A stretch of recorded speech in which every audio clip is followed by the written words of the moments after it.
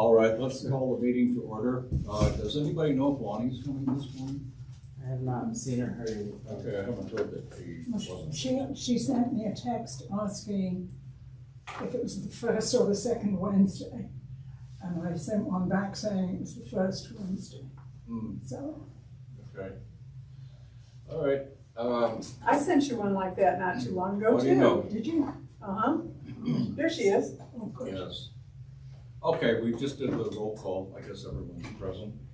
Approval of the agenda. Has everybody had a chance to review the agenda?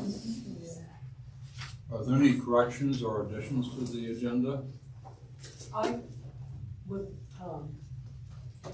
would like to hear how the senior center visit went, that you guys, you did do that, right? Oh, yeah. Yeah, I'm just like sort of to hear how that went. Field trip. Okay.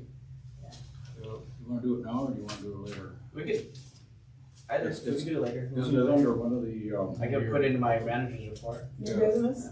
Yeah, did we put it under the new business?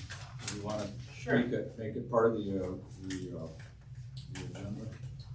It is part of the agenda, actually. Oh, so do you want to start with that? So that we... Sure, yeah, we can start there. That's, Okay, all right, so we'll just add that to the agenda. Any other additions? Okay.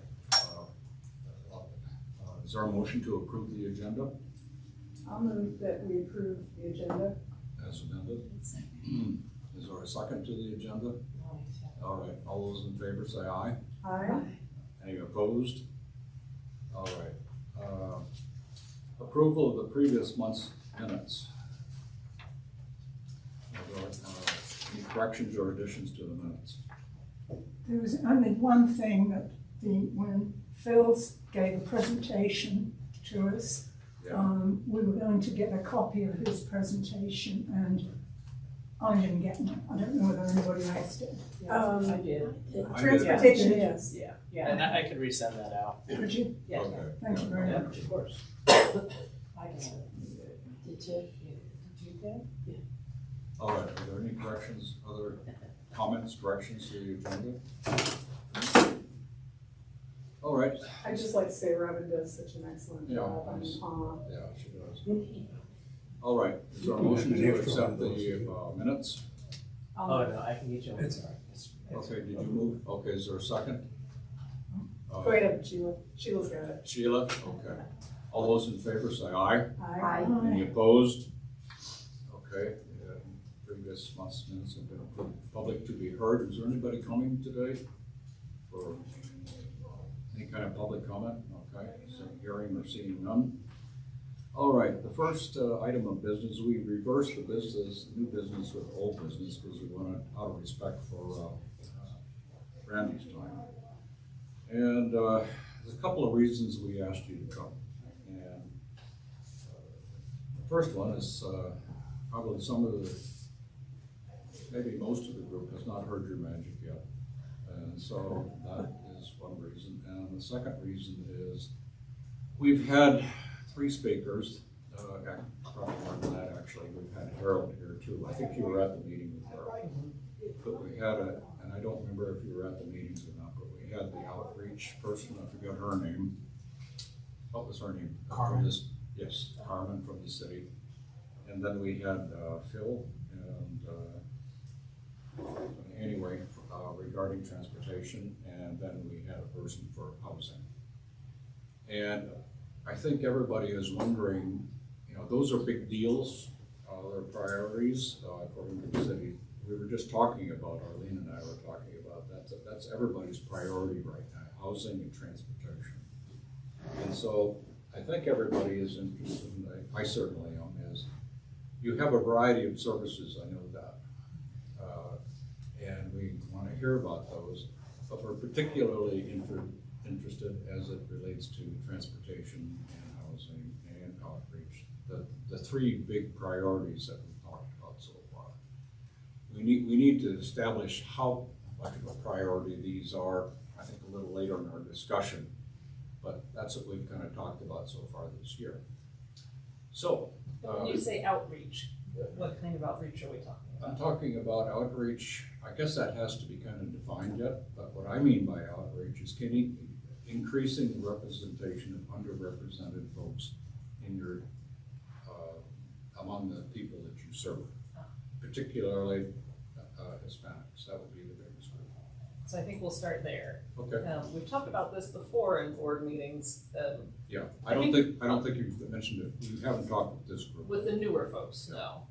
Underrepresented populations tend to be overrepresented in supportive services here because our counseling services are free. We don't bill insurance or do anything like that. There are no copays because our resource specialists are helping folks meet their basic needs: housing, food, home care, transportation, financial assistance.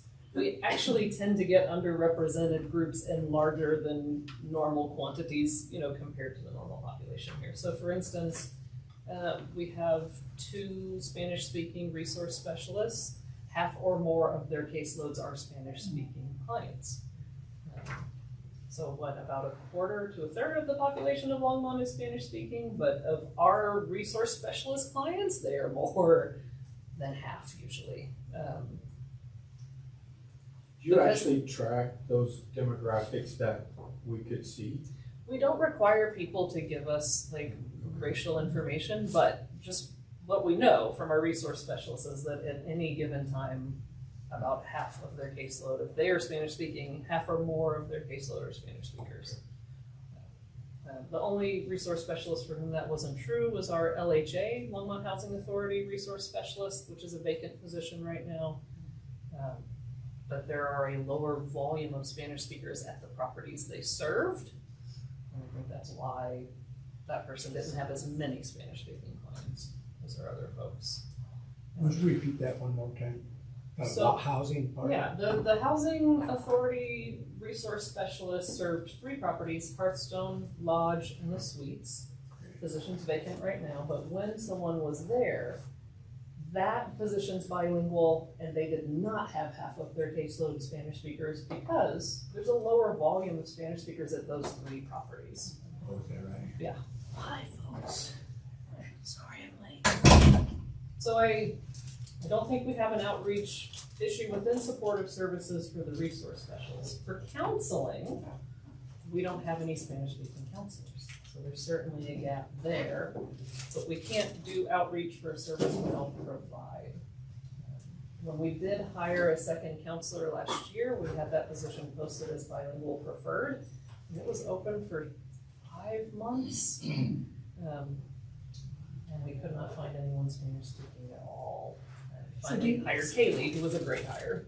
Do you think or know if the 5-month period was because it was a bilingual requirement? It wasn't required, it was No, preferred. but preferred. Do you think that made it more difficult? I don't know. I know Children, Youth, and Families have had the same difficulty hiring bilingual therapists there and have had positions open for, do you know how long? Since I started. So all year? Yeah. And I remember at one point, maybe 2 months ago, asking whether, what their applicant pool was like, and I think we've only received 1 or 2 applications at that point. So, What do you require besides the option of Spanish speaking? Do you require degrees? Do you require, okay. they have to be licensed, which means they do have to have at least a master's degree. And it could be a licensed clinical social worker or a licensed professional counselor, psychologist.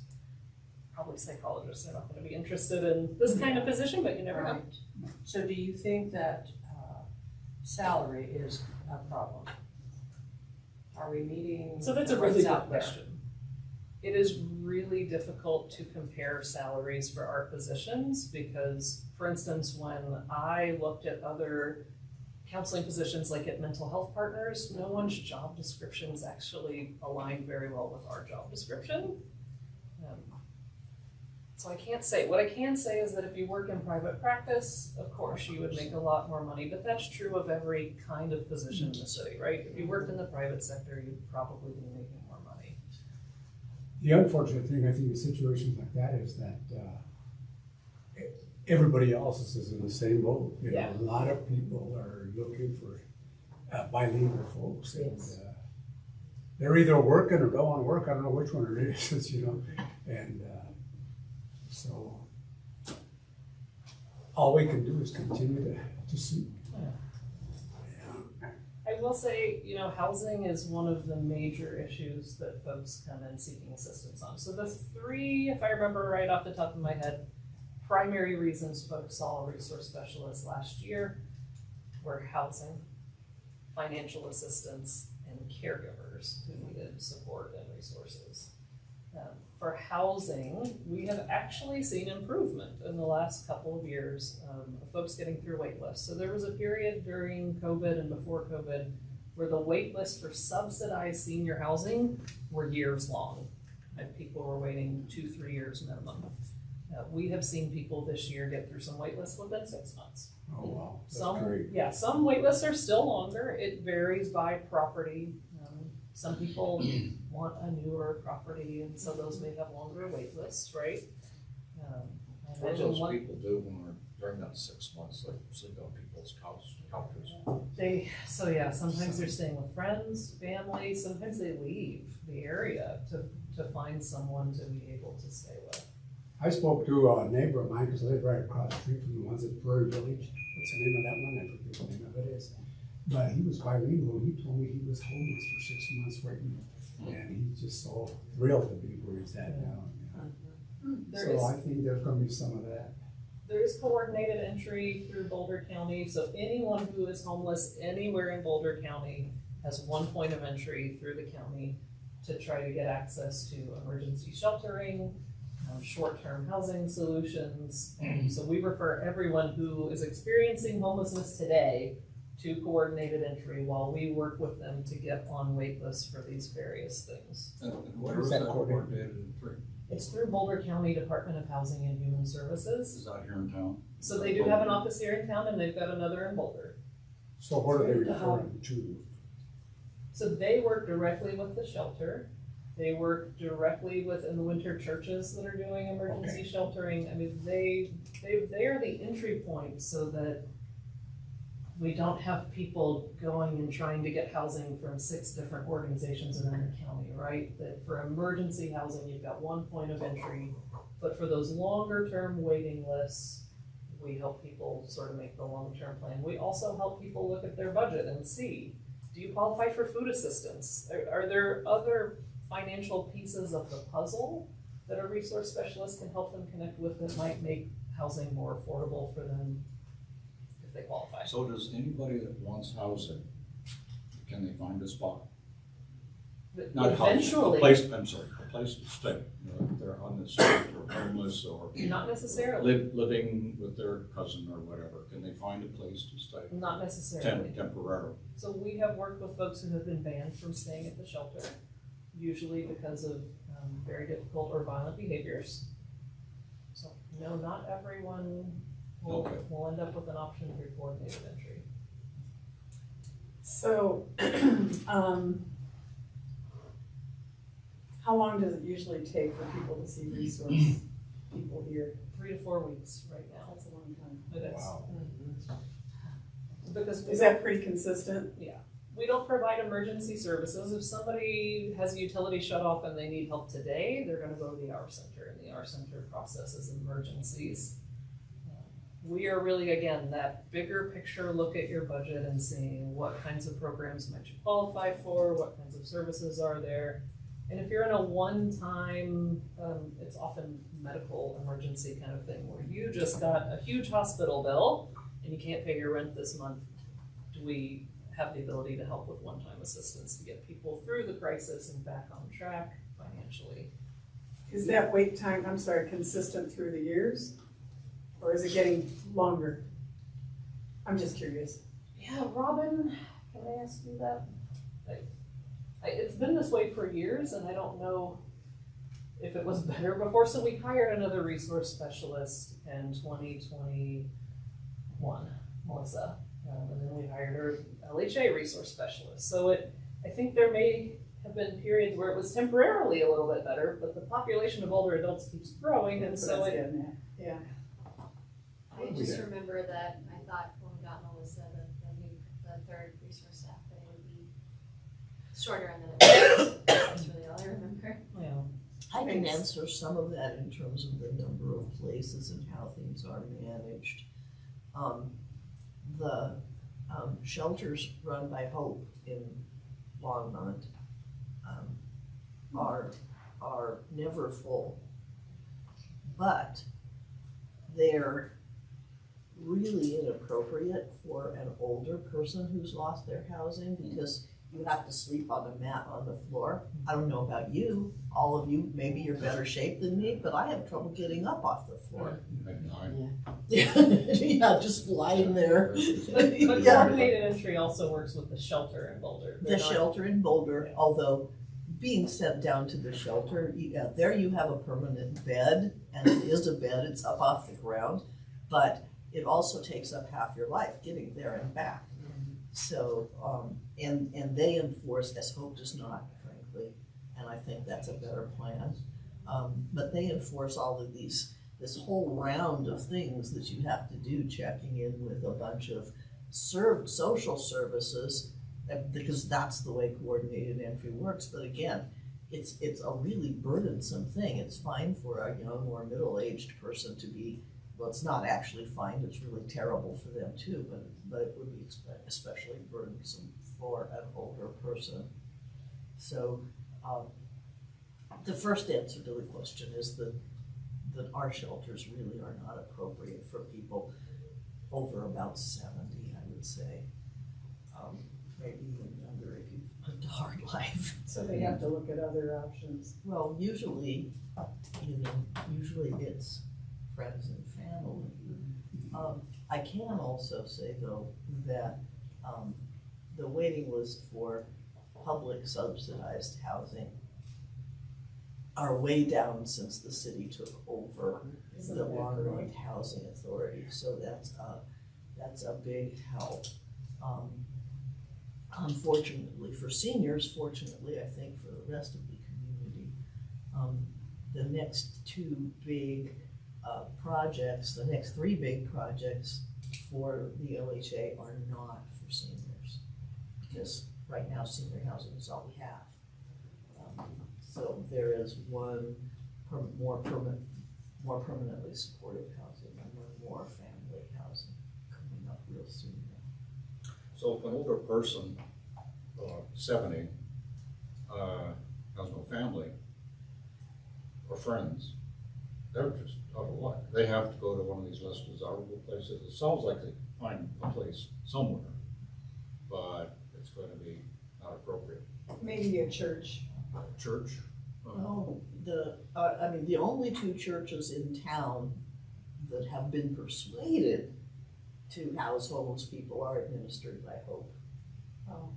That's what Hope's shelter is. It's Journey and I can't remember, it changed recently. And it's only during the winter, right? No, it's all year round. Oh, it is? Oh. I didn't know that either. Is Yeah. there still the parking lot that people that, Yes. If you, No, I think we recently had to look into this for someone and it's no longer it was no longer You used operating. To park their, car really? overnight for a safe. Oh, the car. safe lots, Yeah. they've discontinued the safe lot program, that's news to me. That is to me too. It 'Cause just- there was a church up for me that had that all the time on 15, sure, but I haven't, Westview. now that you say that, I don't remember people being there all summer long. Because we have a customer who was parking in our parking lot who was looking for other options and could not find any. Walmart. Does Walmart allow Walmart. it? Yeah, it does, It still allow it? yeah. But it's not official, I think. Well, yeah, which means that the police don't go by and you don't have the use of the restroom.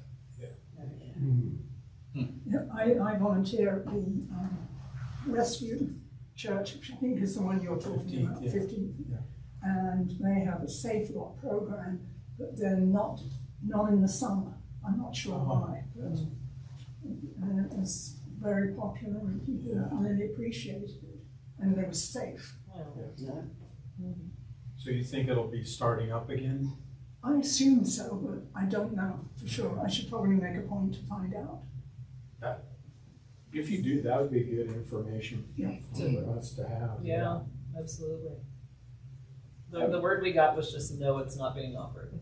Art? I have a question in reference to, people that come in and apply to see the resource specialist.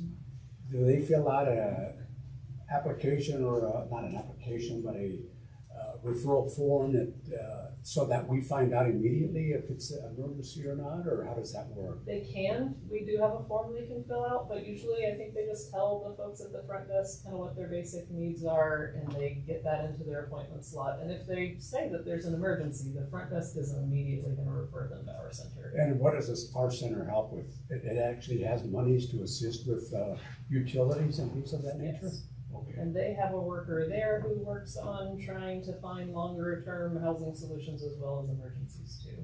And do they provide some lodging, temporary lodging money? So they can, but they do the same thing that our resource specialists do, which is sitting down and looking at people's budgets and really determining what the need is. Because sometimes there are people who actually have enough money to get some housing for themselves and they don't want that. They want someone else to pay for it. Yeah. So it's not a guarantee. Every situation has to be really looked at. So somebody's not gonna be out on the street, in other words. They might be. I mean, no one can guarantee that someone will get housing. I go work out at the Planet Fitness, and there's people in their cars overnight right there in that parking lot too. But I have one more question, is that, I know one time Ubaldo Valdez, for example, volunteered here. Now, is that something that we look at as a possibility of getting a bilingual person that would be willing to volunteer to help the resource specialist? Because to me, it sounds like they're pretty busy. We have someone actually. Oh, you do, And I'm good. sorry that I don't remember her name, Okay, good. but she's good. been training in with Veronica for about a month. Okay, good, because I was gonna say, that's another way of getting some help for these Yeah. folks. You said that there's did you say 3-week waiting period from the time? 3 to 4, which Three- is down from okay. 6 earlier Okay, so this it's year. 3 to 4 weeks, and it's been that way for a while? Mhm. Would anything change that? Like, you know, if you had more staff or more resources in the community or more resources within the senior center, would any of that change, or would it still be about 3 weeks just because that's how long it takes to move things? If we had more staff, it would change, but like Robin was saying, after we hired Melissa, it very quickly went back to the normal wait because the population keeps growing. So there's some trying to figure out how to keep up with the population that I don't think we've nailed down. I will tell you, one of the things that the Housing Authority is looking at is covering more of their properties than just the 3 we used to cover with the resource specialist. If they are able to fund that and do that, which they're looking at in next year's budget, that would relieve pressure off of the resource specialists here who are serving Housing Authority residents. So that might create some more space, but I again can't guarantee that it won't go back to a 3-4 week wait because the population keeps growing. Do you wanna mention a little how even like just because they meet with someone doesn't mean they solve the issue that day. No. So there's, the more clients you add on, the more work that person is doing on, like it's harder to serve 50 clients at once versus like 20, so there's that piece as well. Like even if they're open for appointments, if we just keep filling them, they're never gonna actually So, finish the jobs. so the wait's 3 to 4 weeks, but to get results could be much longer, Yes. is what you're saying. Because they're looking for grants if we're providing financial assistance, filling out sometimes pretty lengthy applications. You'd be surprised at how deep some of the grant applications go into people's personal lives. Because again, they are trying to make sure this person needs financial assistance and that there's not some other route that hasn't been pursued. So there is quite a bit of follow-up work, and we have actually worked pretty hard in the last year to change the resource specialist workloads because they were seeing 5-6 appointments a day. And then when you add meetings, you know, staff meetings, trainings, anything on top of that, there was no time, literally no time for them to do all of the follow-up work that Robin was referring to do those next steps to help people get the assistance that they're looking for, get connected with resources. So we have really tightened that up where we want them having no more than 4 appointments a day. And some days it really needs to be less if they've got a lot of meetings so that they have time to follow through on what they just met with someone about. So that that person's not waiting 2 more months to get the assistance they came in for which they had already waited 3 to 4 weeks. You all had asked about transportation as well. I wanted to highlight, in the middle of our go, we always have a resource guide. These are kind of the most commonly requested resources that people are looking for in the community. So if they can self-help around connecting with resources, this is a great way to do it. We put it in the middle of the go so that folks can rip it out and hand it to a neighbor or a friend if you don't need connection to resources yourself. And there is a whole column here about transportation. It sounds like you're already well aware that transportation is difficult. We went through a period this year where VIA wasn't taking in any riders.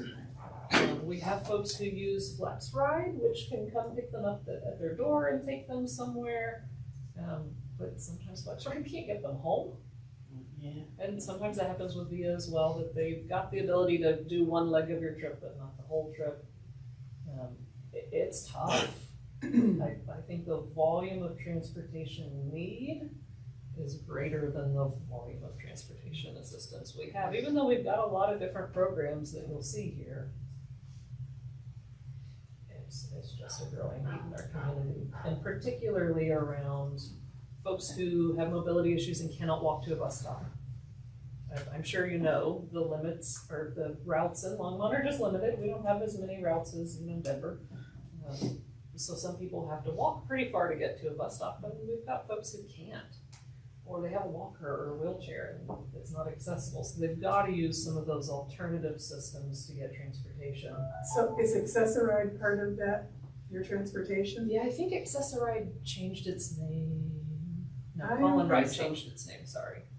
Call and Ride changed to Flex Ride. Yes, it is part of that system. It's on It's the- just, is it it's in just your limited. resource? Well, Yeah. Access-A-Ride you have to apply for, Yeah. Yeah. and there's a more in-depth process. Oh, then they need to have drivers, no, they can have drivers. Bonnie? Anybody. We had a question. Yeah, is Access-A-Ride where they have to go down to Lakewood or Littleton to get approved? I think it is. Yeah, I don't know off the top of my head. It's. RTD, right? Whatever is RTD. But they're willing to drive them, right? Yes, they will come and pick you up, they will bring you down to the building. It's usually about a 2-3 hour process, and then they drive you back. So you're giving up a day. Yeah. And for some people, it's hard because they can't be in a vehicle that long, you know, it's like they're fragile and they can't really feel comfortable being in a vehicle that long, so. You know, a real barrier is if you use a respirator, because Medicaid only pays for one battery. And so Takes long.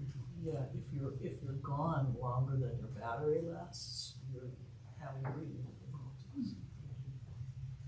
We have bought extra equipment for people over the years that Medicaid wouldn't cover. And I will tell you, grantors don't love that because they're like, why won't Medicaid pay for this? But as long as we can get a doctor to confirm that Medicaid won't pay for it and that it is an accessibility, we've been able a couple of times to get people on medical equipment. This is the thing that we should be lobbying for organizationally, both the city and this board. There's obvious holes in the Medicaid benefits. And that battery life thing is definitely one of them, in my opinion. Well, and obvious holes, some more folks are on Medicare than Medicaid that we work with. And obvious holes in Medicare are that they don't pay very well for vision, dental, and hearing, pretty essential things on your face. So we have gotten other grant funds over the years to help people pay for dentures, classes, eye exams, hearing exams, I mean, kind of the whole thing.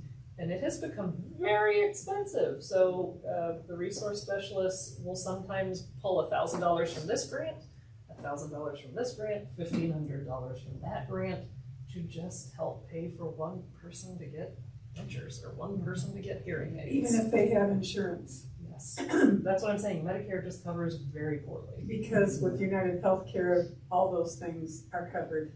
If you can afford to do No, a supplemental no. program, I do not have a supplement.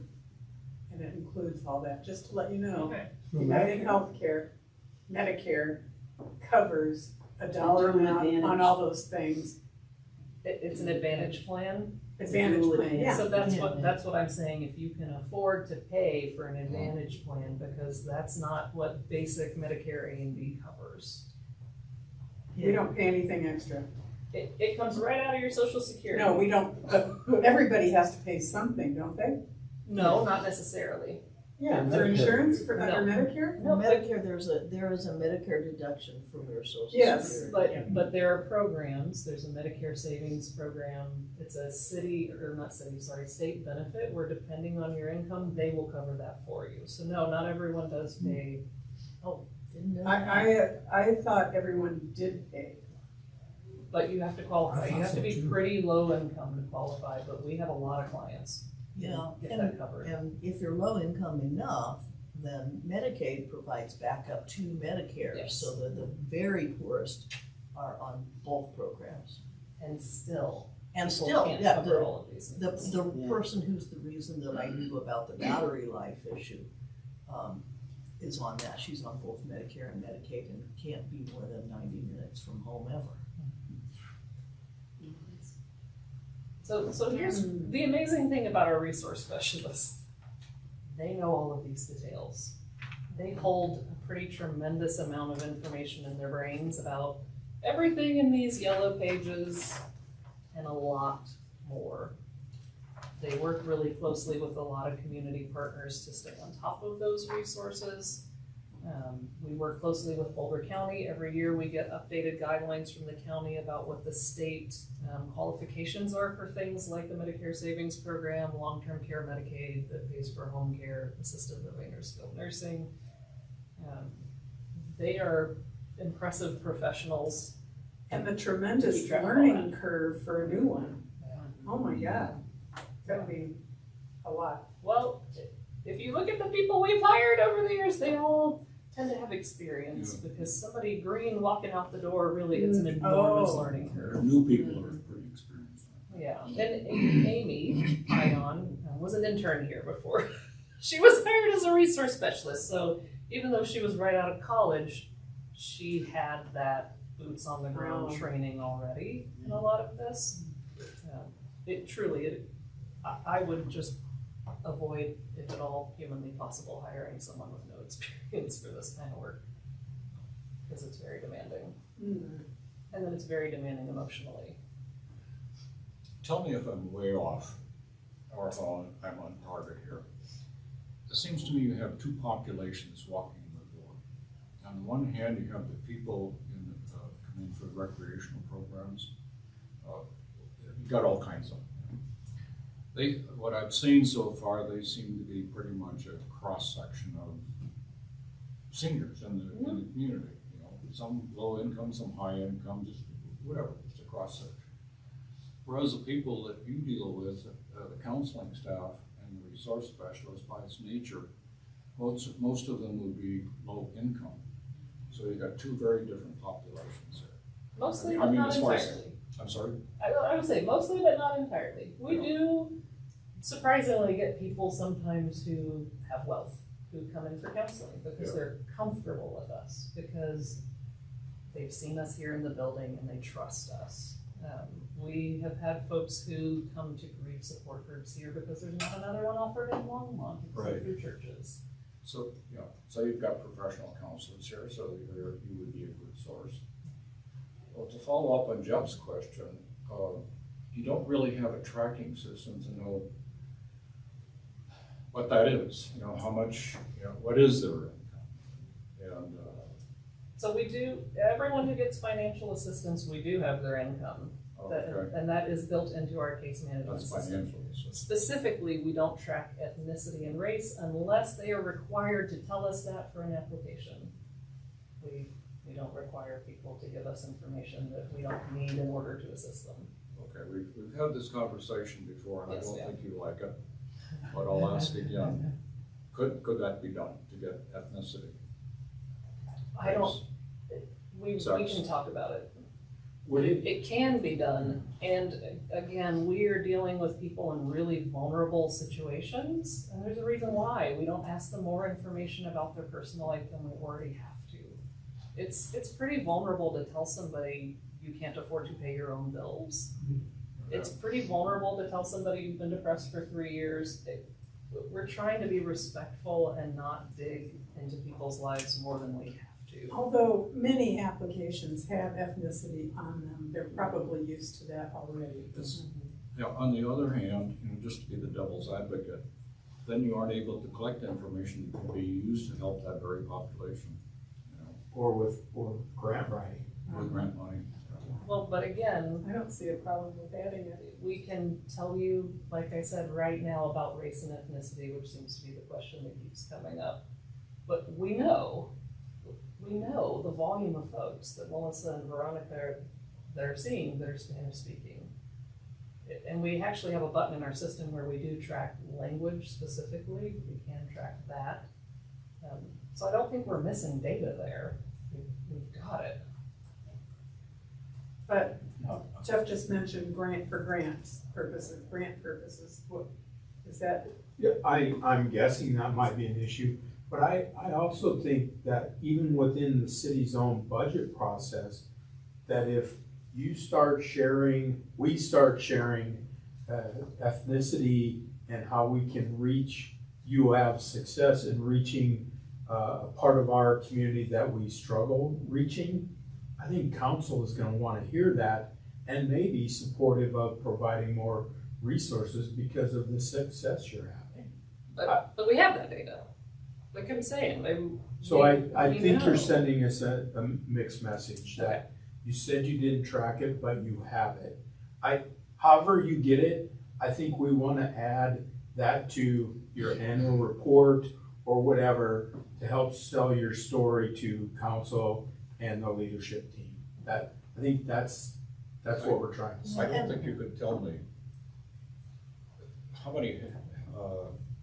many of a specified group over 65 did you provide counseling to last year? I don't think you could do that. By race? No. No, we Well, don't. so what do you exactly mean when you say we have that data? So we have talked repeatedly about Latino outreach, and I have said repeatedly that between half and 3/4 of Melissa's and Veronica's caseload at any moment are Spanish speakers. But that, we have that data. You could put a number on that, like 45 people, Out of, or so many. something like that, If right? they are checking the Spanish speaking Well, box yeah, in our whether they're system, checking, yes. yeah, of the ones that check it, you could put a number on it and say, this percentage is what we track, yeah. Is there a reason for not doing that? There's a reason that I've explained about just not asking people for data that we don't have to have, because we're already asking them a great deal of personal information. True, but when they give you the data, at least this percentage are Hispanic or this percentage are African American, or that would be interesting. I think that's kind of what we're wondering is. And we can talk Yeah. about that. Because you're not saying, oh, so-and-so, we dealt with so-and-so. We're just, it's this percentage of the people. Would that be a hassle to do? Is that what, would that be a hassle to do, to put on forms, to? I think the issue is the invasiveness of asking people for more personal information than we need in order to provide them a service. Yeah, we're looking at it from a little different perspective. I understand what you're saying, totally, I do. I also looking from the point of view of trying to get more resources for it, that kind of thing. Well, let me ask, could you, And can I ask a question real Sure. quick before we move on? Are we just talking about for supportive services, or are you talking about for all services here at the senior center? I've got in mind everything, but I don't know what. Anything everybody they else- fill out a form for. So here's the thing, they don't fill out forms Yeah, Well, then you for a lot can't of do it. things. Well, then you can't do it, right? But unless they are filling out an application for financial assistance that asks certain questions, every person who walks in for resource assistance is not filling out forms. For counseling, the only form they're filling out is the informed consent that explains the rules for counseling. So there's no form to get resources, there's nothing that has their name, There's no address, phone general number? information. They don't form. have to, no. But you keep that, you have they have a database where they track their clients. Well, It's just that the client is not filling out a piece of paper every time. That's right, but you have, they have an appointment, which means you have their name and their contact information. And you could, in fact, store other information about them. 2 or 3 questions probably does not feel invasive to me, that just go with their appointment. And there's perfectly good reasons for it, like scheduling them, scheduling someone who is more in touch with their community and background if they need counseling, for example. So, I mean, I feel like you look like you're being put on the spot, Brandy. but- I'm sorry. Well, I will say I'm a little frustrated because I feel like I've explained this Several times. and I feel like we don't really ever go anywhere with it, and we keep talking about it. Let's have staff talk about that, and maybe we can report back at a later, different meeting. We've done that too. Yeah, so I will make sure, I have it on my list, and we'll make sure that we talk about that. And I'm not making a commitment that we can make that happen, but let us talk outside the meeting about that. Let me ask Can one I other just say question. one thing? I'll ask one thing. If you did capitulate and asked everybody's ethnicity and we tracked it, what would we do with that information? Well, and are we asking everyone at our front desk who registers for something? Or are we only asking everybody who has supportive services? And if we only ask everyone who's getting supportive services, why? And so from what I'm hearing from the advisory board is the collection collectively as a whole facility, whether it's for programs or counseling support or resource support, right? It's to be able to identify in our community and our facility specifically who we're serving at what capacity. Is that what you're saying, is being able to collect that information too? From there, being able to see what resources exist, resource supports that exist that can support us in that work? Is that what I'm hearing? Well, I think so. I mean, I think that the reason that that everybody's talking about it, Brandy, is because we're focused on there isn't enough money. And there are grants, there are state and federal grants that are focused on promoting social equity. And if you realize that you have a social equity problem and can document it, then you have a better shot at landing some of that money.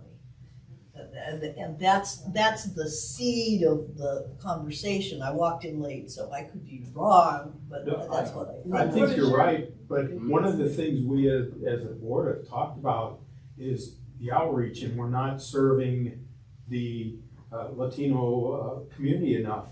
Well, maybe we are, maybe we're doing better than we think, That but would we be- just don't have That's the what you're information to, yeah. That's what So- you're wanting it for, right? I will Yeah, also well- add that when we have applied for grants, like we have an ongoing grant with the county, and they ask about this information, they have always accepted the data we have provided about the percentage of Spanish speakers that we're serving. They've never, ever asked for more data. That's the that percentage is what I think what we're asking for is whatever you're providing. We're not saying you need to ask everybody what they are, just what percentage, and it goes kind of with the See- census, how do we deal with it? Yeah, to hitchhike on that is what I'm saying, is I understand how invasive that can be. On the other hand, it seems to me you should be able to put at least some general statistics regarding, you've got 40 to 50% of X, Y, Z, something like that of a range, for example, that you're very confident about, that nobody's gonna come back and say, that's a bunch of baloney, that kind of thing. I think you're saying, I know that. We do know that. And I'm saying, okay, if you know that, find a way to translate that into something a little more specific so people like the city council can understand it. You know, in terms of maybe big categories, and last year we were here, this year we're here, we need this to go this direction, you know, stuff like that. And I don't have anything specific in mind, and I'm not talking only Hispanics, I'm talking any service that you would want to improve or expand. So that would be my guidance. It doesn't have to be right down to the last individual. You can, but if you can give really pretty good estimates, I think that would work for me. You know, I don't know about the city council. We can, Um, right? I mean, right now today, we can give pretty good estimates. Well, and that was what I was trying to drill down is, are you estimating or do you know because you have counted? And it seems like it's the former. And we're not trying to put you on the spot, it's really about how can we support? And I know it's not feeling that way, so I apologize for that, but really it's with good intentions. Yeah. The Yeah, other me thing too. is, I this is an advisory board, so Yeah, we she's- can't make you. Right. I think she's talking about me mostly. So, No, it's, I mean, really, it's been a repeated discussion here. yeah, I know. Well, I have a couple of other questions. To what extent do you, how do I phrase this? Do you have much to do with the recreation side, the program side? I personally do, Yeah. not most of my team, the supportive services team. Okay. So I program emotional wellness, dementia education, caregiver education. Right now I'm still doing Spanish programs and resource education programs. Okay. All right. But your resource staff are pretty much standalone. They're doing resource work, yeah. So every once in a while, they'll do programs, if it's something that's close to their heart where they've got expertise. So Veronica does Regalo de Paz, which is a program that's advanced directives in Spanish for Spanish speakers. Yeah. She'll do Pan Cafe La Muerte. Melissa has helped with that a few times, but in general, programming is not part of their job duties like it is for me. Anybody else have any other questions? Thank you for coming. I brought our rec card that explains all of the kind of supportive services if folks are interested in that. I'll pass that around. And I also brought our peer support program brochures. Beth is one of our peer support. Is that a new volunteers. brochure? Yeah, we got it this summer.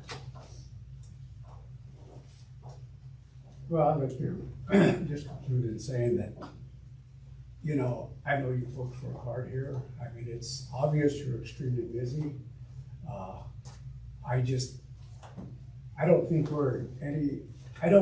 I don't know that we're in any different situation than any other municipality or county or anything else with the issues that we're dealing with. Am I correct on that, or do Well, we know that? That's a really good transition into talking, I think, about the senior center visits.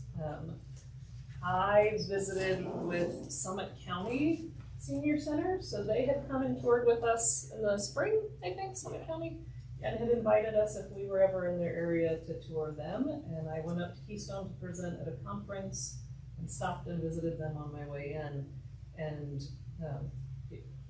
it's amazing what they do. They are a combination senior center, community center, and day program. They have a small building, they have a small staff, they managed to pull off a lot. But what made me feel really grateful, and I actually texted, I think, Ronnie while I was up there and said, oh, the city of Longmont provides us a lot of support that we don't see other seniors getting. Like resource staff, counseling staff, you don't see counseling staff anywhere. Resource staff, you're lucky if you see that in other senior centers. Really, the financial support we get from the city, the acknowledgement that older adults matter and deserve, you know, specialized services is just not happening everywhere. And I really think we're more resource rich than we think. It's easy for us, and I include myself, to forget because the need in the community always outpaces our abilities. But the volume of resources we have here is tremendous. Tremendous. That information could be really helpful to share with people that don't believe that here? Yeah. Actually, yeah, that's. I mean, if you know what I'm That's a talking conversation we've about. had.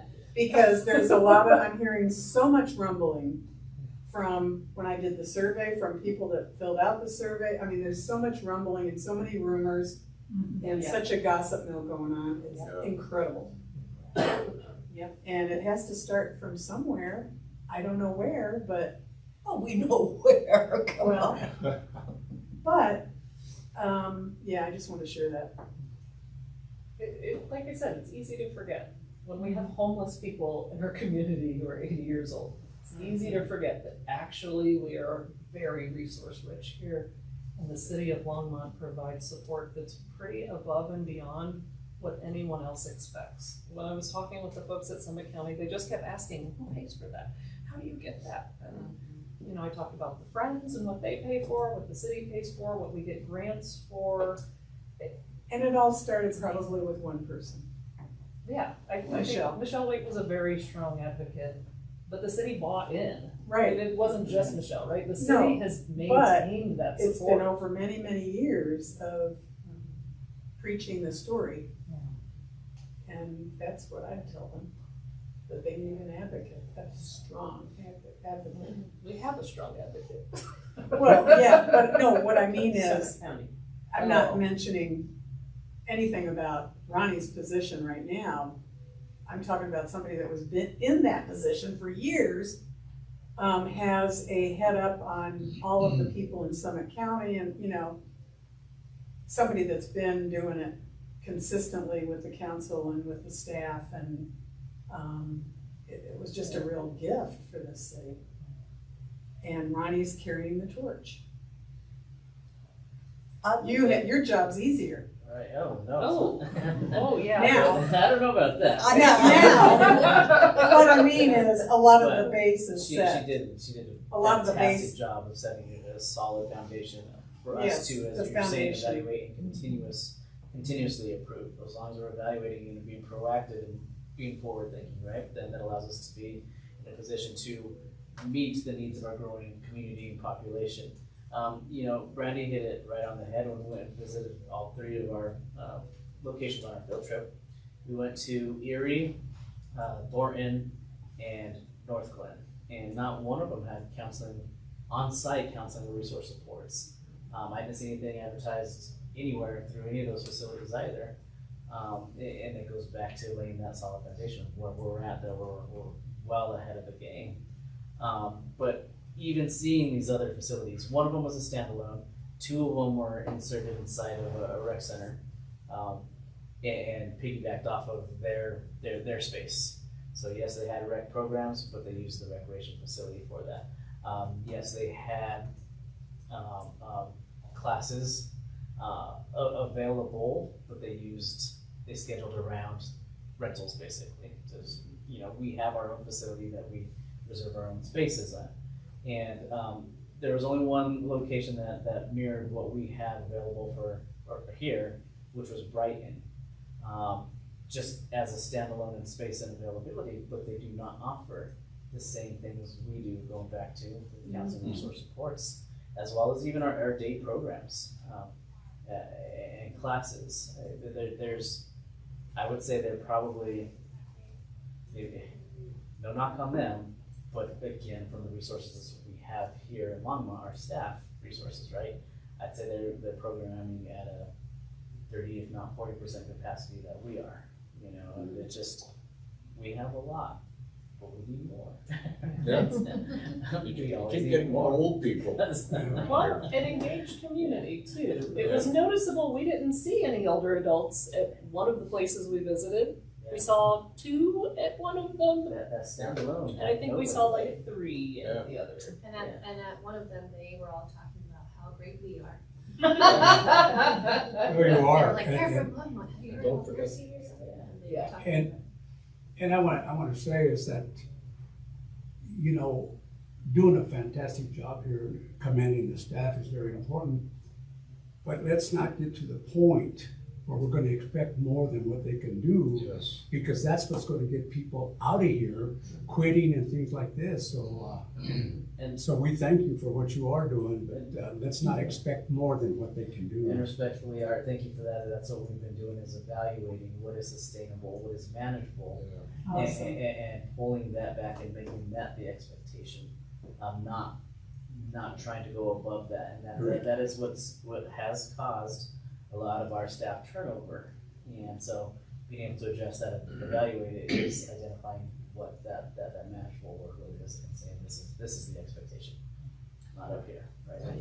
And next year, when we go to city council and ask for help, you know, we tell them, people have to wait 6 weeks to get in to see you. That's kind of the information that we're gonna use to try to see if we can get some more That's right. help on that. That's a nice concrete metric that doesn't require invading their space. You know, their wait time, they know it, you know it, and it's computable from data. And that is my plan for our next budget request, is we've identified that need for programming, right? Which I think I don't know if we've all seen the city council meeting last week. Harold presented our budget requests for FTE, and we, at this time, he's moving forward with a request for 1 FTE for us at the senior center for programming specific, but also additional part-time hours as well.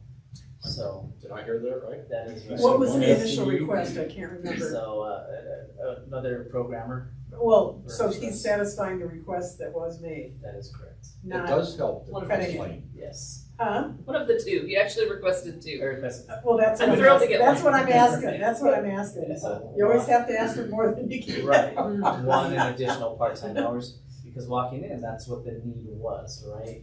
We're programming at a rate that is not sustainable for 2 people, addressing that need.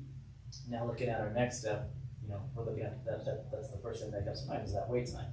So that's my next goal, is starting to unpack that, what support can we get to address that need, to alleviate the pressure and stressors from our resource staff. So, Awesome. that's the next Excellent, goal. excellent. And we'll see if LHA You gets guys are their amazing. resource specialist. We'll see if LHA gets their resource specialist request, and that could shift Yes. the burden on our folks here. Good. That's great, that's great. But they have a different budget cycle. So theirs is, Yeah, it's still the council approving it, acting as the board of commissioners for the LHA. So But it happens in a different meeting. Harold has till the end of August to get his stuff together, right? This, Yeah. yeah, well, Okay. the statute is the end of August, is they have to present an overall budget, and then they spend up catching up, the whole month of September is catching up all the detail that they couldn't present by the end of August, so we just sort of, they skim in by the skin of their teeth through that statute. All 'Cause right. last night was budget. Would you like to stay longer?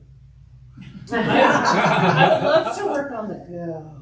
to winter go. Thanks, Well, we do Thank you. have Brandy, you hit it on the head, the magic that Brandy and her team. Oh, I mean that. Right? Yeah, I hope you're not offended. I just think you're doing a wonderful job. I always have. We're just trying- Absolutely. We're just trying to help you figure out ways that we can get more funds. You know, with more information, tip the city into listening to us more. Would more information help out with grant writing? You know, that's, I think, the whole point of what we were getting at, is just what can we do to help you get Yeah. more funds? You know, have Politicians. clearer information, you know, would that be a help? What do we need to do? That sort of things. You know, no, the politicians tend to be number people. Yeah. They count people and programs and dollars and stuff like that. They need solid and visuals, yeah, they need solid stuff that they can relate to. Yeah, it's really the staff that does the quantitative stuff. And there's, Lonnie, what you said about will get them to listen. You know, the thing is, most people start with the presumption that there's all this money floating around, and, you know, and it gets, and in fact, What's really true is if the senior center gets more, some of the program gets less. That's how tight it is.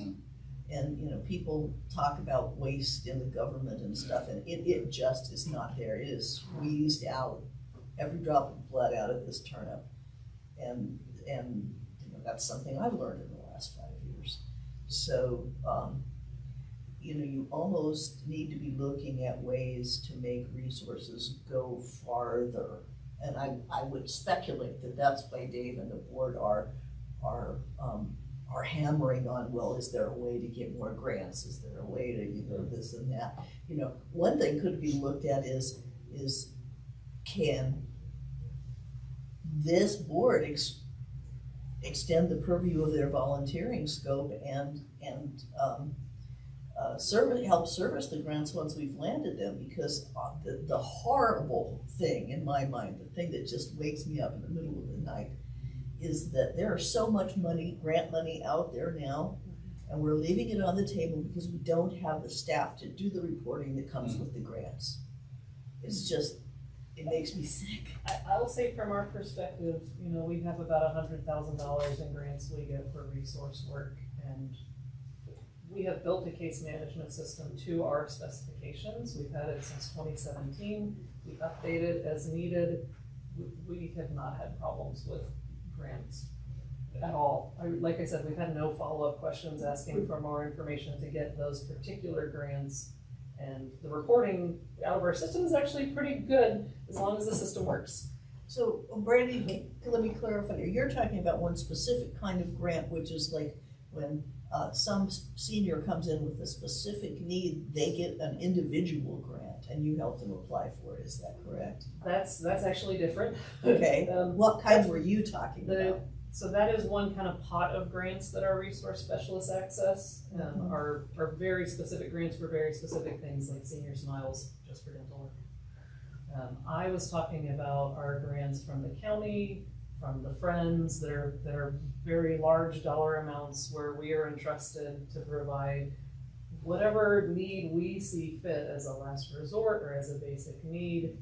And as long as we complete our reporting for them about what we did with that money and give them all the kinds of data we're talking about here, they are very happy, and we've done that well. Could you access more high dollar grants if you had help? If you had more, Grant you writers? know, more people to actually do the work and do the background and help you to apply for things? Are there things that you aren't able to do just because it's just beyond what you have the time to do? That's a good question. Yeah. I will say we have not fully utilized our grants on a year-to-year basis, so I don't know that it's about needing more money. I think it's about needing more staff to quickly attend to people's needs. But I don't know that we, at this moment, need more of the financial assistance grants, because we don't usually use them all. And you can't use the grants for staff, right? No. Do you There are folks do things. the individual grant? Do we actually have a grant writer in the center here? or I is wrote it the through AAA grant. You wrote, okay, Yeah. so you're the one that does that, okay. Yeah. But I would say, and I think this is where Lonnie's going as well, there are whole classes of grants that you haven't even mentioned. There are state community block grants, which are federal money, you know, there are all those, and they're totally different. They're for a specific purpose, like expanding the center or you know, painting the walls a less depressing color, or, you know, all they're specific, and they have a definition of done, and they require, you know, reporting that is individualized to the grants. And what I'm hearing below the line is that those are completely off the radar in this organization. No, so we have not applied, in my understanding, we have not applied for those for staff because there's not a done. Because those grants will be like, we'll give you staff for 2 years. Right. And then we don't have funding for a staff position anymore. So Right, it we goes have- away. We have actually chosen not to apply for grants, in my understanding, about staffing, because they're not permanent and the need is not done. No, I would be more thinking if there's a whole set of services that you that need to be done. If you wanted to, you know, take some of the parkland and do an outdoor gardening program, you could get a grant for that. And you probably could get a staff person for the first 2 years, and then you'd have to get it on the budget radar so that the city could keep the, you know, the person, or collaborate with parks, because parks also needs people that don't fit into the standard.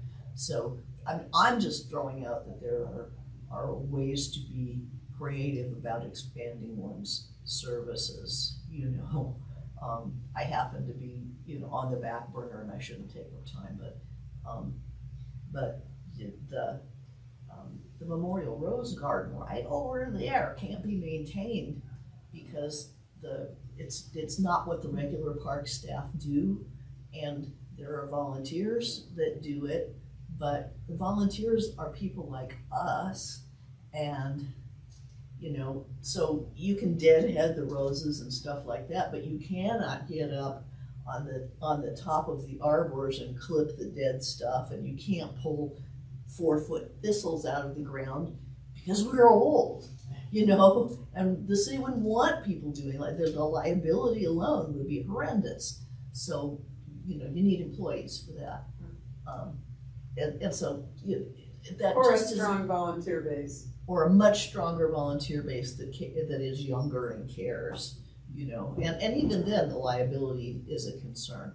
So, and that's just an example of that. There are ways to get bigger money grants creatively and maybe collaboratively among organizations, and having Jeff, for example, you know, making the bridge between this organization and recreation is, you know, it'd be a big deal. I'd like to talk some more about that with you guys. And isn't there a position now, that the Friends Board funds that is going to cease at the end of this year? Yes. Which position was that? Two positions.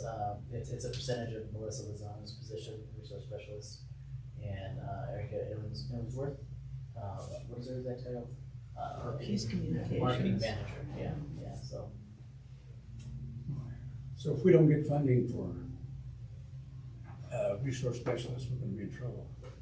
Not in trouble, but it's gonna be long, we're gonna have to extend it. Well, the proposed budget includes funding those in the general fund and not requiring the Friends to do that anymore. Okay, so hopefully we'll get the funding. As long from the as city. Council approves the budget as presented, senior services should be Get to keep everybody. So you'll take care of that. +1. Yeah. So far, we have not encountered, you know, the budget as presented is always fundable. And council can, you know, has the power to say, we're not gonna pay for that, you know, move it into something else, but it's pretty rare for us to do that. Good. So, Okay, anything else for Brandy? Thank you, Randy. Thank you. Thank you very Thank much. you. We do appreciate everything you do. Yeah. Right.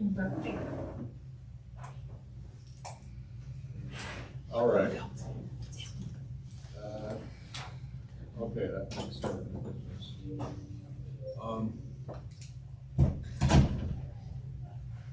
Ronnie, make sure she understands. Yeah. That's what we were just saying. Yeah. This was not personal. I think she's wonderful. I It's, really do. it's, And I understand her counseling point of view, you know, protecting confidentiality and all that stuff. Yeah. But we have to ask these questions.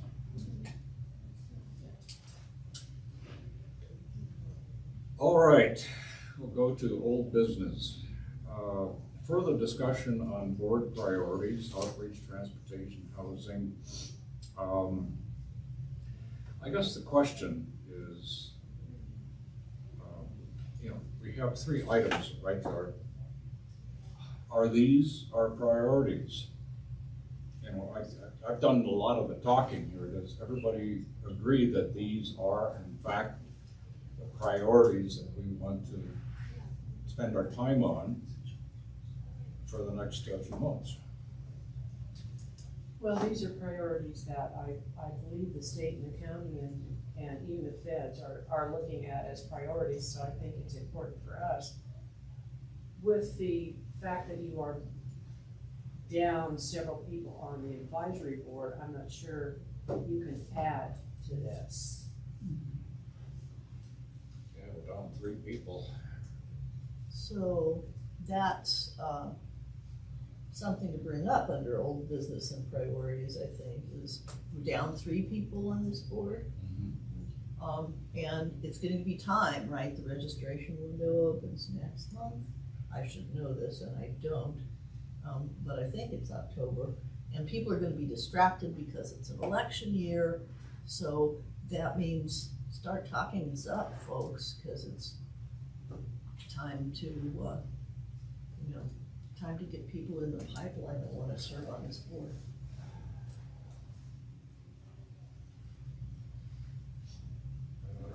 The only people I know are people that golf. That's okay. It's not a disqualifier. I don't know. Yeah, I'll do what I can. I'll kind of ask everybody to do what you can,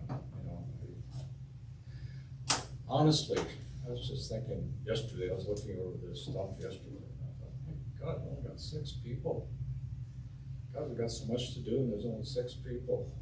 And that's when I decided, we were talking about that earlier, Arlene, God, how can I ask people to do more?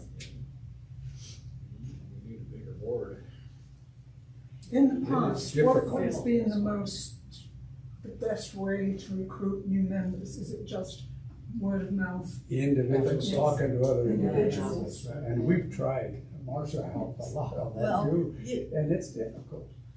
I do have one guy in my back pocket, kind of, because he was gonna apply this last time and he messed up the application and thought he had submitted it and he hadn't, so they wouldn't let him in. So he has sworn in blood that he's gonna apply again. Why don't they make it easier, because they have to vote, because it's a time restraint, Jeff, or Marcia?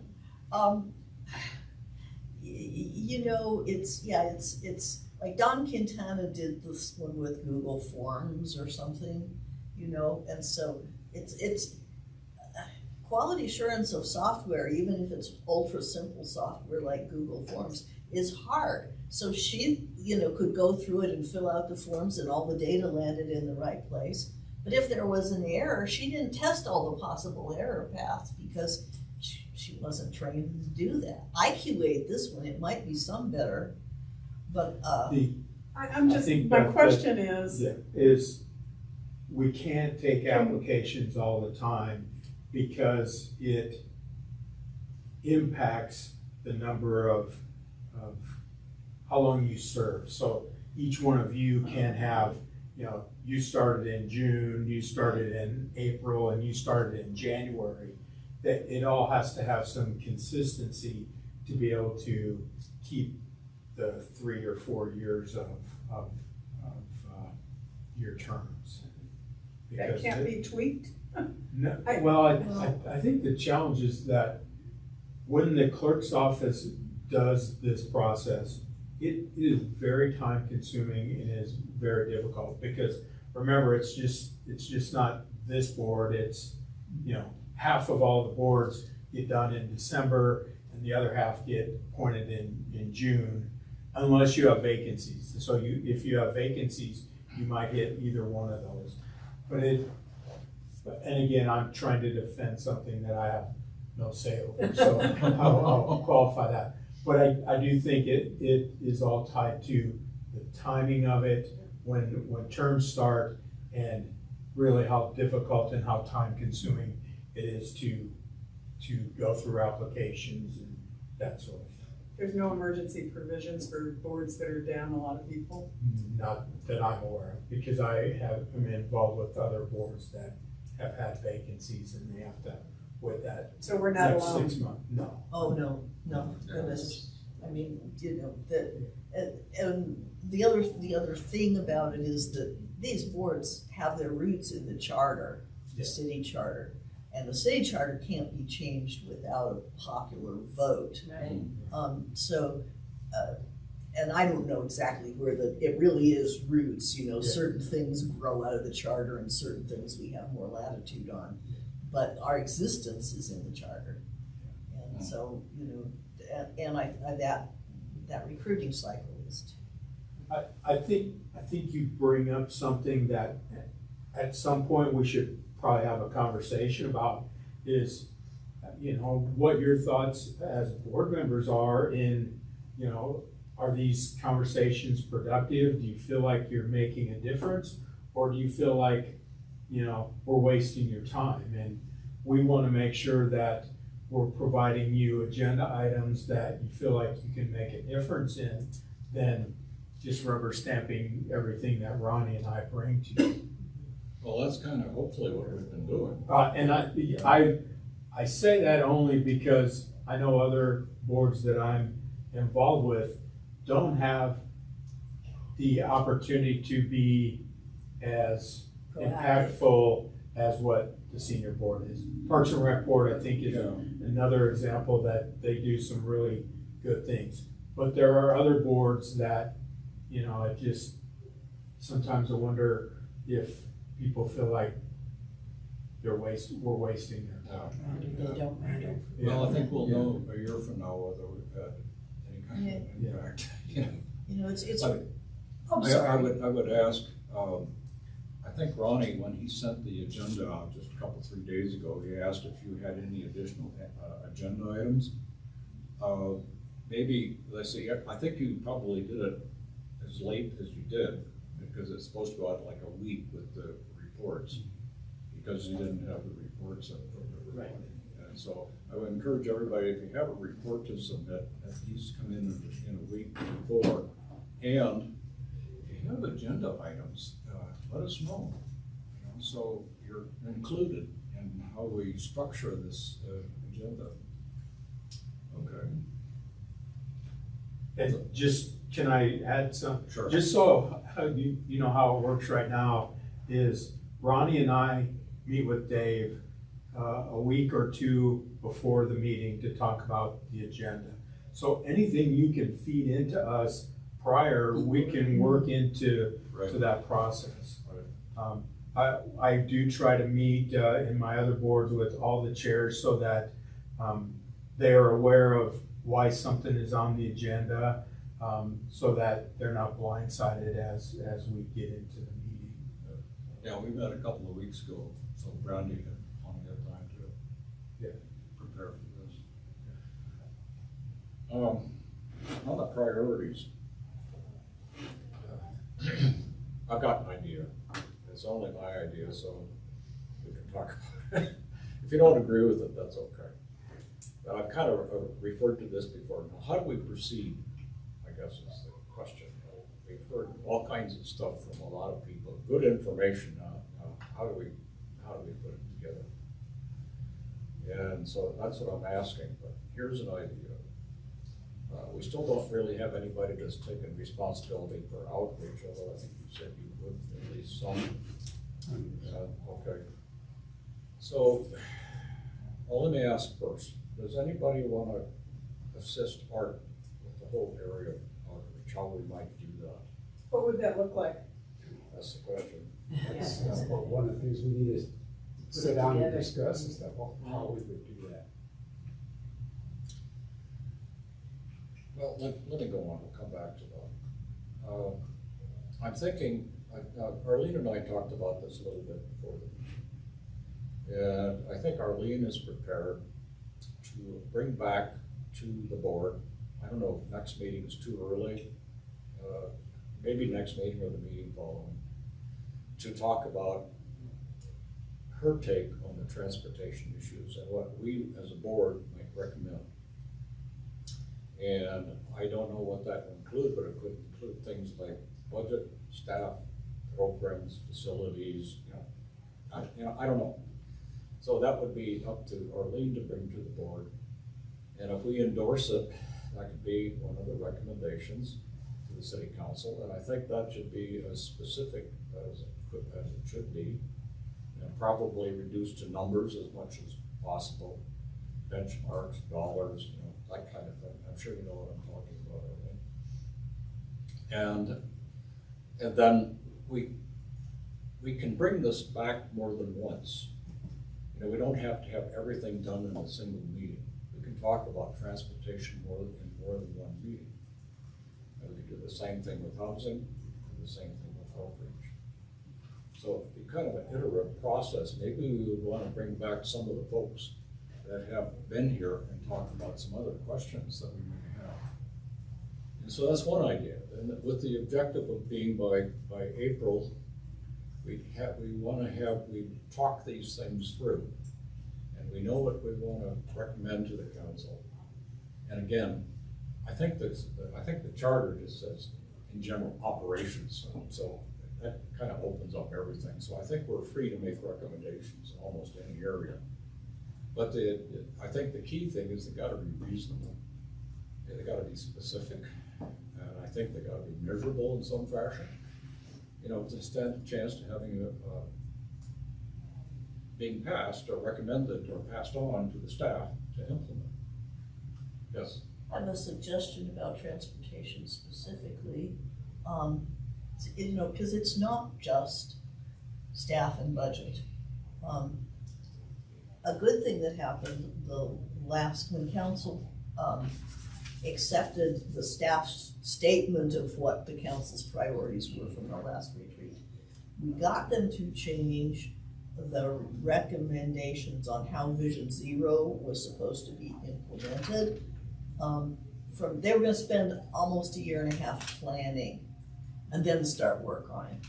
And now it's changed to a more agile thing where they're going to spend a quarter talking about how they do, residential streets, because those are the easiest to muck with, And then when you get into arterials and highways, then there are other agencies that you have to work with in order to make any changes, but we can do whatever we want to our residential streets. Well, we are boots on the ground that can identify scary places for seniors, and one of the essentials of Vision Zero is making small modifications in your street plans to see how they work. And maybe they're reversible, maybe they're, you put in Jersey barriers or those things that look like bike racks, but they're really street barrier tools and stuff like that. So one of the things that we can do is by the first quarter come up with some recommendations for problematic areas in the city. If you talk to a lot of people and you say, in fact, we already have our first accomplishment notched on that because we're the board that consistently complained about the crosswalk timing. And they went out and upgraded their software, and that's going to be fixed. And so we should feel empowered by that and go ahead and make sure that we're providing input that says that makes Vision Zero effective right away, not starting in a year and a half. Just a thought. So to go back to your point, are we having meaningful impact? Can we get through this process, make some recommendations, and have something come out on the other end? That's kind of where it's at. Well, and that's pretty cool to hear about the crosswalk thing, because when we talked about it, it sounded like they couldn't really do anything. Yeah. So to have the success is great. Yeah, I mean, it's, because we kept yammering at them, they looked into the software and found out why it was happening, because they would think they fixed it and then a couple weeks later it would go back. Yeah. And that was because that was how the software works, and it was optimizing for traffic flow. And Vision Zero isn't optimizing for traffic flow, it's optimizing for not killing people. Mm-hmm. That's a huge accomplishment. And we should see in fact, we should, 17th in Maine, I think, has the new software now. So we should see improvement. I wouldn't expect it tomorrow because they do have to learn the new applications and stuff. But yeah, that's a place where we can have real impact, and our staff of specialists is not big enough to go over this whole city looking for problems. So the whole idea, again, is engaged activist residents that are gonna say, here's a place we can make a difference. Specifically, like this intersection, this building. Well, what do you think, Lonnie? I had actually contacted Service Works about the crossing because it was really infecting people crossing over near the pump house from Village Place. And we really realized that nobody with a walker could make it in the amount of time that they did it. Yes. So I contacted Service Works and they came back and said, this has been ongoing and we are now at the point where it's going to start. The new process is being put in place. And they said it will start in the fall and it will be complete by summer of 2024. So I don't know where they're starting. And I was like, well, you could start at 6th Avenue because that's outside a senior living home, you know, a senior living apartments, and that would be probably the most needed.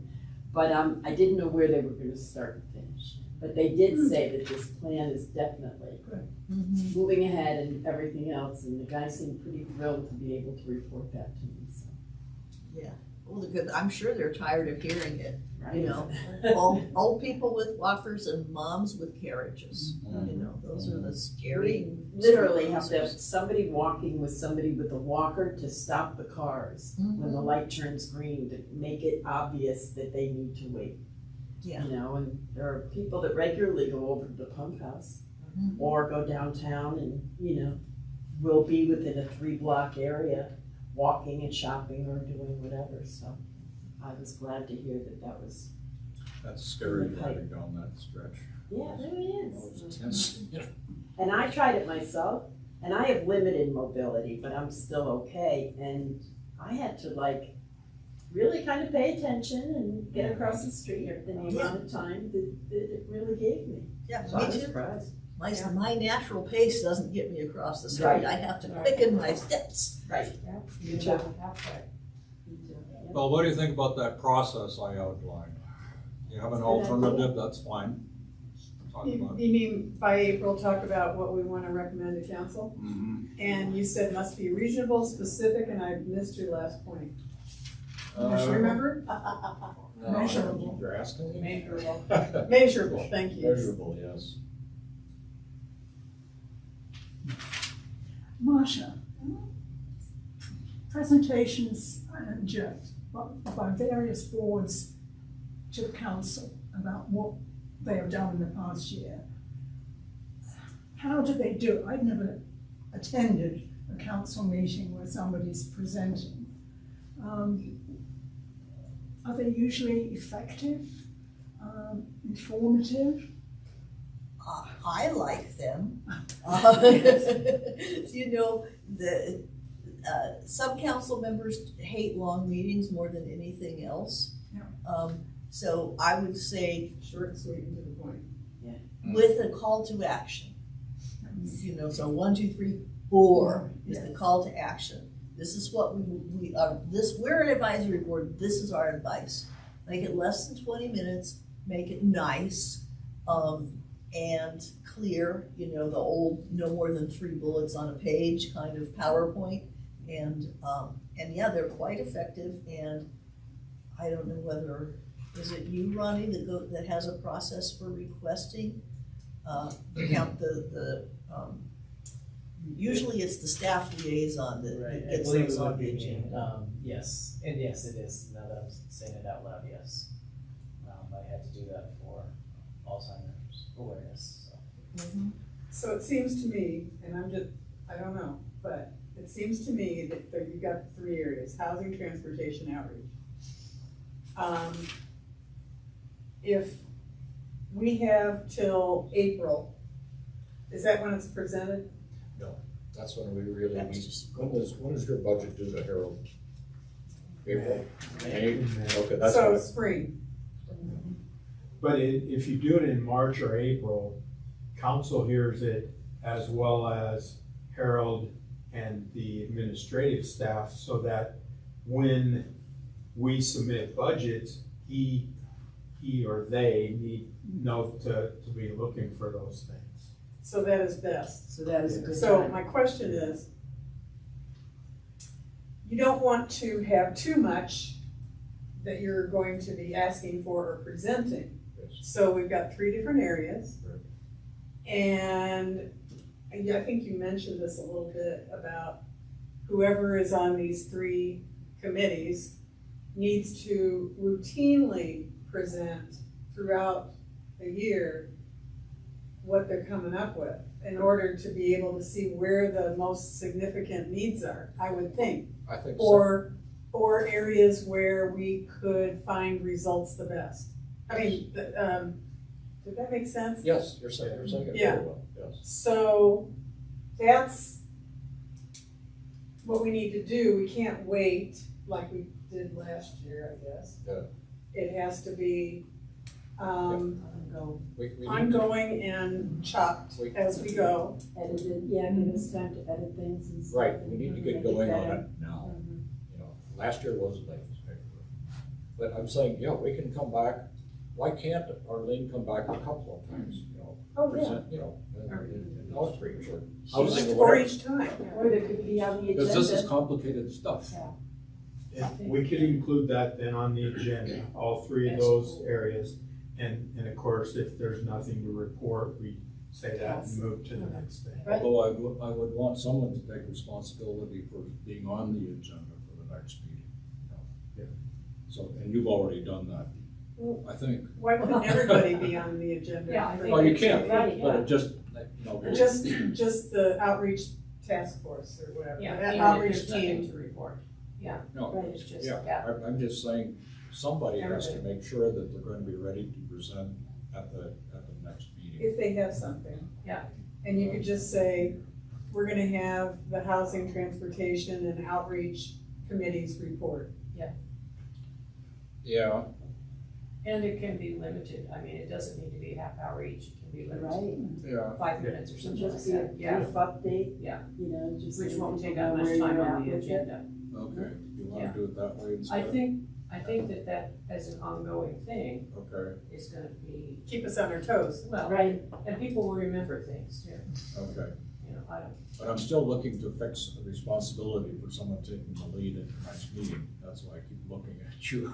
okay, well, I'll see what I'll, Okay, we'll all come up with something. okay, well, so I guess that's our process then? With an objective to really having everything together by next April. Okay, now there's a couple of other areas that I'd like to add. Or March, I'm sorry? or March. yeah, actually, March. March Well, would, March, really. Yeah, we'd have to have it March together would by be March better and then April and because finish it of up. what Jeff just said. Those that present in March and April, what did you say? Then Harold is looking for those things when the budget is presented. Because in some ways, the things we may be presenting will have nothing to do with the senior budget. It could impact Other areas. transportation staff Streets. and others. Okay, let me get, okay, so when does Harold have to have, when do we have to have it in the hands of Harold, for example? I think March or April, he needs to hear what your priorities are. I thought April would be plenty of time, that's why I said The, April. 'Cause the challenge though is, it isn't Ronnie that's gonna need to know about what to put in the budget. It might be the other areas that really, you know, streets that can make a difference based on what we all recommend. So the earlier the better, is what you're saying. Yes. Well, Yeah. that makes sense. And as we're coming up with each thing that maybe there's something with housing, we really should probably bring Molly into another meeting, so she's hearing that early. Would you agree, Marcia? Absolutely.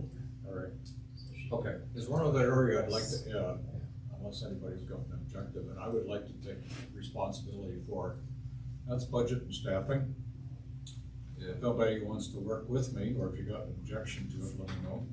But I'm thinking, I'm not talking about preparing Ronnie's budget, or, you know, the budget for the senior center. What I'm talking about is what we see as a board may be necessary for budget and staffing. And that would go along with the recommendations that we're looking at. Understand what I mean? Do we need to be involved in that, or would that be Ronnie's No. purview? No, Ronnie will be doing his own budget. I'm just For the talking senior about, center. you know, I'd be working and talking with these guys. But I just think we should take an independent look of the budget and staffing from the point of view of the board. That's what I'm saying. For outreach, transportation, and housing? Or anything else, but particularly those three, yes. I'm not sure that the board has enough visibility into this, the organization of other departments to be effective at that. Okay. Being the devil's advocate and all. Yeah. Ronnie, were you gonna say something? No, I was just calling. Hi. Hi, hey. Hi. Have a seat over. Hot This is seat. seat. Hot seat. Hot seat, good, hot seat. Okay, so people don't think that's a very good idea. I think it's somewhat of a duplication of effort, Yeah. or extra effort that we don't have on the board. Or enough maybe you people. need to tell us more about what your thought is. Right, how about if we think of it this way, as we move along with sharpening up housing, outreach, Yeah. and transportation, we then see if it's necessary, if there are obvious needs for recommendations to staffing and budget that come from the information we gather. Okay, that's a good And way of then that will doing leave it open, but it doesn't necessarily have to start out with, when there's no information to look at. it. Well, that's actually what I meant. Awesome. Great. I can take credit for that. Go right ahead. It is really what I meant, you Okay, know. I don't wanna do your work, that's not the point, you know, but I do think it needs to be watched, you know, and recommendations made if you feel it's necessary. Well, and the other thing is that if you start with these particular priorities, even though they're priorities for seniors, they're not in Ronnie's budget, right? right. And so the thing is, if you have a need case and an ask that's documented for something specific, like fixing, putting a roundabout here because the cars go too fast, okay? We don't need to figure out how much it costs, and that's way outside our wheelhouse to do it. But if you can get the staff and the public behind it, then that puts a burden on the traffic staff and the capital budget for the following year. And they have to figure it out because we made our case. So you said have a need case and ask. I got one other area, and we haven't talked about this much. I'll just get your reaction. Heat mitigation. What was that? Heat mitigation. Heat. Temperature. Older people are suffering from the heat, and it's going to get worse. so there's nothing not going right now? No, not, Well, there's there's a little. There's a survey being done by the city. Zach Lance has put together a survey. He didn't do it. He had all kinds of people involved, and I think he said he's got something like 50,000 data points on temperature and humidity this summer from around the city. And, I think that's going to be a bigger and bigger problem as far as people trying to deal with heat, especially older folks. And so, I don't know how receptive, it's not to the level, I don't think, of the other priorities that we've been talking about. But I do think it's something we need to take a look at. What do you think? Well, Lonnie? Wouldn't we consider it to be temperature mitigation, because it would be a winter problem also? I guess it could be, but it was in the context of just measuring in the summer. Yes, Yeah. surely. I volunteered for that program and drove around the city in Oh, did you? a pre-approved route. Yeah. At 6 o'clock in the morning on a Sunday. And it was for heat rather than cold, because we had to make sure that the temperature was correct on that particular day, and in fact it was the driver. I'm trying to think how many people, at least 20 people were involved, plus their co-drivers, and it was adjusted because the temperature and other climate was not good.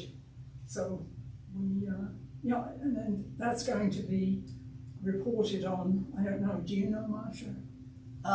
When they're gonna report it? Yeah. No, there were some, this is kind of the second iteration of that project because the first one had some data architecture problems. But, and to answer Lonnie's question, the reason is because the planet is warming, and so winters are probably getting more extreme, but the average is at least is milder. And also we come from a place of severe winters, so we have a bunch of cold weather mitigations already in place. Like we opened up the Memorial Building as a warming center because that's the only time when Hope ever gets oversubscribed with their shelters.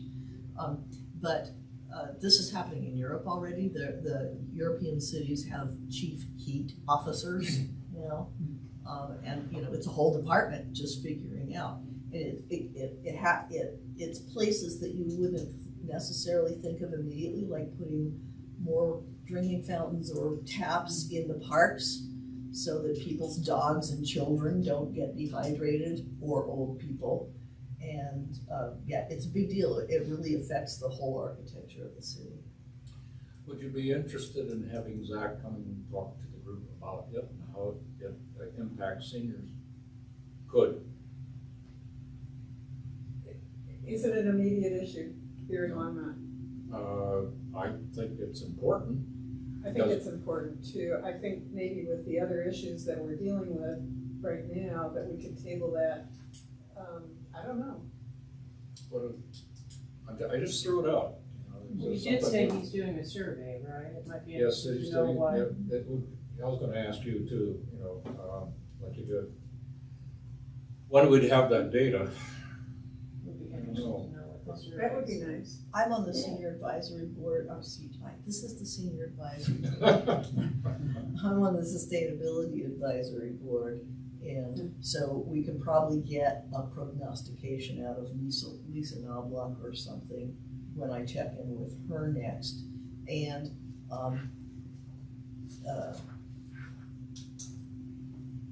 to answer the question of urgency, having a plan is pretty urgent because our budget constraints mean that we refresh the parks every 7 years. What the predictions of the extremity of weather that we're looking at in 7 years, it's pretty rough. We better have our new taps installed in our parks. Because, if you're a runner, it's on you, right, to carry enough water with you and to not go too far. But if you are a person on a walker, or a person with a little teeny dog, or twins and a toddler or something, and you're range limited, we better have a friendlier city in case you overheat when you didn't realize it was going to happen. Well, how about this? When there is a survey, when the results are available and they want to release them, I'll bring it up again. Yeah, that's what I did. I do think it's something, I think we do need to go that direction. And also there's a project that the city's doing too, as far as building, I think it was 10 homes that will be heat mitigated. And I guess I could talk about that if and when it comes. Anyway. Okay. Anything else under old business? I just want to clarify the deadline for the applications for the board. I will email that. I just asked Don the exact question, and I'll email that to everybody. Thank you. Okay. Yes, their positions, right? Yes. Okay, so the other thing is, folks, we really need to get out and talk to folks and see if we can get working or something. And, I have to be sincere, I've been trying to find a Spanish speaking person to get on the board, or bilingual person, I should say. And I haven't had a whole lot of success. And I know that when I applied for the board, there was, that little office was full of people interviewing for those 5-minute spots. And I guess today it's really difficult on most boards, I guess. Yeah, it is, Yeah, it's so- difficult, So it takes all of us to try to find somebody. right? And the next question I have, where are we at with the water meters? The new meters that are being. Oh, electric meters. Electric meters, thank you. Yes, they're doing it in phases, which is kind of like Stan Rocco Spam. running. Yeah, and, I think the heavy rollout does not start until spring. So they're doing more now, but it's still sectional. We're not scheduled in our And next I just wonder, fall. what's that? I don't think we're scheduled until next fall. Okay, and then I get a clarification, is there gonna be an additional cost on this? No. The only time that there's gonna be an additional cost is if you opt out, because you don't want one of these things, and then there's a monthly charge for, having somebody come and read your meter, because it's an expense that the city expects to not have. So, the costs long-term are, there's gonna be, in a couple of years, not right away, there's gonna be, savings programs that you won't be able to take advantage of if you've opted out. So in addition to paying $15 a month, you don't get to, some savings opportunities and stuff like that. The other Okay. thing is, I'm sorry. people are flyering neighborhoods with disinformation about smart meters now. So, All kinds of it. Read the TC line. yeah. All right, Ronnie, maybe you can just roll up the update and your manager's report. Yep, and I kind of put this in my report and merged them together. So just want to introduce a couple people. So we, again, as mentioned, we are now officially 100% staffed. Thanks to these awesome individuals who filled our vacancies for our recreation programming positions. So Good this work. is Amy Hodge, this is our recreation program supervisor, and Valerie Rodriguez, our recreation program coordinator. And Valerie started August 21st, and Amy started the 28th. Welcome. And they hit the ground running. We have we're working on a Go production right now, going out here at the end of the month. So we're lucky to have found not just one of them, but both of them at the same time, and just already seeing them how they're collaborating together and working together has been fantastic and awesome. And I just wanted them to meet you and you to meet them. You look like sisters. Actually, Terry is the exact opposite. She actually has the green pants. So yeah, we got the memo. Coordinate. Matchy. This is every day. They wear the same outfits. Is there anything you'd like to share about yourselves? This is not my first rodeo working with seniors. I actually work for the city of Commerce City in our senior department. I have multiple years in city government. I won't tell you how many years because that will age me. I recently left the city of Brighton. The program got really big, my paycheck did not, and it was not fun anymore. So I came to have fun with you all, although it hasn't felt very fun because you guys are so busy. And if I did all of the stuff in your guys' magazine, I would never do any laundry or do any cleaning of my house because you guys are very busy. You guys are very fortunate. The brochure that you have, our magazine, is full of a lot of fun stuff for you all, and I am looking forward to being a part of that and seeing how we can just do more, I guess.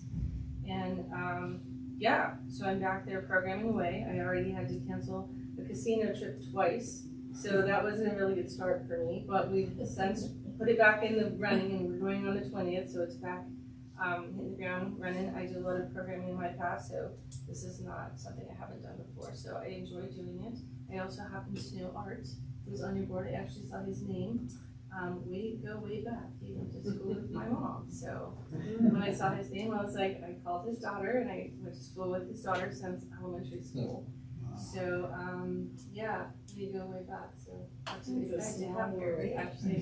You. Right, he actually worked in our high school for a little snippet of time as well, so, Where?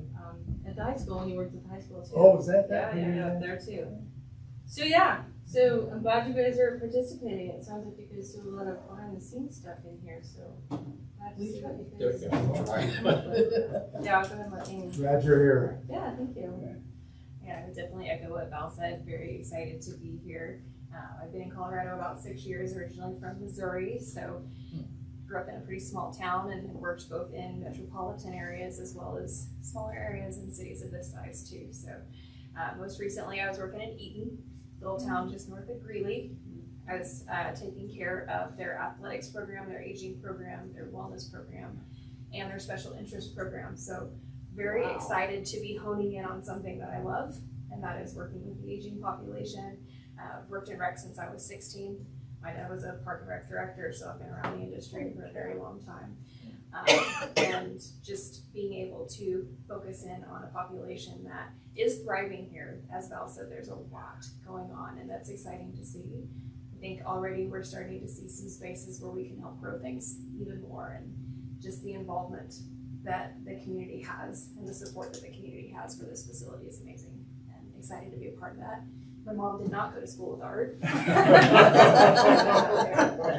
Well, and kudos to Terry and Ariana for taking on tasks that just helping us to survive, and definitely front desk staff. I mean, Robin and her staff have definitely been there for us to just kind of fill us in and help us get through this all. So, thank you all for being patient with us, and we're hoping to show you what we really can do here shortly. We promise. Well, a good feedback when you were talking about how you'd never do laundry. Yeah. I think we can all use information about how long stuff really takes so that we can regularize this. Yes. And all we do is review it, but I'm sure Ronnie wants to really regularize it, right? And so that's just something to keep in the back of your head when you're actually doing the job. Yeah, for sure. And the only other piece I'd like to, I don't know if you've reached out, you were talking about Spanish speakers, and have you reached out to Veronica or any of the people here to see if there's anybody that would be interested? Yeah, Okay. I've done that. All right, that was my 2 cents. It's all right, but the thing is, all that's good. And if you hear from Veronica, don't hesitate to. Yeah, she's Let me working know really and I will, hard on that Spanish I will speaking group reach out, for yeah. sure. Yeah, because she really- meets with a lot of people, Yeah. and so does some of the others, We've got a little phone tree and email going on for them to start participating in more programs and events, and it's starting to go. Right. She's got a few more people, have some gamblers, we had about 7 or 8 people who wanted to go on that casino trip, which then I had to cancel it. So, but we're back in action, so we'll get them back on board, but We're yeah, good. it's slow, but they're there, Together we'll get that. yes. Good. Jill. I just wanted to say, I think in a way, it was a negative to have departures from the staff of the senior centre all at once. And I think it's such a positive thing to have all of these new people coming in with good ideas that aren't entrenched in what we've always done. And I think that's really exciting for them and for us. So I felt a lot of energy here today. Yeah. Yes. It's a real benefit. Do we have a third person to introduce? We do, and I wanted to introduce Catherine Onaka. She's working up front. She's stepping up in the front desk area to help support in a part-time capacity. And she's been also a great contributor to our team. And just wanted you all to meet her and her to meet you as well. And if there's anything you'd like to share about yourself. I know I put you on the spot. There's no warning. I apologize. So I'm Kat. It's nice to meet you. I started about 6 weeks ago, I think. So my background is education. I was an elementary school teacher before I came here for approximately 20 years in some capacity. I started out teaching in Japan. I lived in Japan for 3 years before I came back here. And I've taught elementary school. And I also I'm a freelance author, so I've written some textbooks and some fiction. And I have also worked for a nonprofit called Nest to Wings, which helps get people into college. So I've done fundraising and social media for them. Hmm. And I have backgrounds in that, so I hope that I can bring that here and help get, social media running again. And I've been writing newsletters and things like that here, which I really enjoy. So anything that you want promoted here, I'd love to know about, because it's really important to me to get the word out about the senior center. You do so many great things here that I had no idea that you did when I came. And I'm finding a lot of people in the community, when I start talking about the incredible things that you do, say, I had no idea that we had this resource. And I'm finding immediately that my passion is getting the word out, because I love communication. That's my passion, is writing and speech and telling the world about things. So anything you want the world to know, tell me, because I want to tell the world about it. Wow, So, That's great. do you live here in Longmont? I do. I've lived here for about 11 years. I'm originally from Colorado Springs. Well, so you may want to consider coming to the Longmont Public Media members meeting tonight at 7 at the old Carnegie Library, which is on 4th Street around the corner from the real library. It's all about communicators and media ministries. You'd probably enjoy it. Sounds like it. And you two are living where? You two live? I live in Brighton still. You still Brighton? Yeah, and I'm in West Greeley. West Green. Okay. So commuting a little bit. And Sheila, I think you hit it right on the head that this is such an exciting time right now. We have between Kat, Amy, Valerie, Bianca, Tommy, our new evening custodian. There's just not only is the energy you're talking about, everybody kind of just identified the energy, but different views, perspectives, recognizing again that solid foundation that Beth, you talked about is in place, and how can we build that up? How can we be innovative? How can we bring new ideas to the senior center? And just hearing these ideas and these conversations has been very exciting. So, again, I wanted to share that. It's a very exciting time right now. Yeah, I'm gonna sum up that it took us 3 hours and we had to shut it down. We met for 3 hours and we didn't have enough time. And that was just with Terry and Ariana and the three of us met all together. And just everybody trying to Don't burn spin out, everything. Scott. Yeah, Burn out. You're absolutely right. Yeah. One Well, step at a time. We're ready to show you what we got, so. Well, thank you. We'll Yeah. give you all- You're all very much. more than welcome to stay, or you can head out. It's your call. So just want to let you know. Welcome. Well, Thank again, you. all of you? Yeah. And are you the coordinator? Yes. I am. Yeah, I nice to meet am. you guys. That is true. Yeah. Welcome. Keep doing And I what feel you like do. again, it's a very exciting time right now. Thank I- you. Thanks so I- much. Thank All of Very you. much. So, with that, kind of pulling it back a little bit. So just a couple updates. Well, I guess I'll go back to new business. So just an update on our Northern Arapahoe Elder Exchange. So we are, as I last mentioned to our advisory board group from Northern Arapahoe, invited us to Senior Center to go to Casper, where they're hosting a hosting a horse race relay event for all Native American tribes in the U.S. and some in Canada participate. So something that they host and they're very proud of, and said, hey, we want you to come see this, be a part of it, be a part of their culture, something that they're really proud of. And so I coordinated with our Friends Board and asked them to provide some funds for me to take a leadership group up there.